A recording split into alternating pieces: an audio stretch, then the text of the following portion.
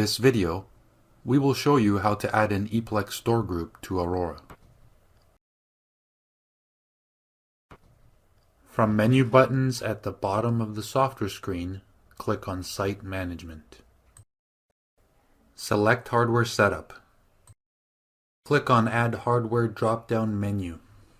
Select Door Groups. Select E-Plex Door Group. Label your E-Plex Door Group. Click on the Save button. Click on Navigation History drop-down menu.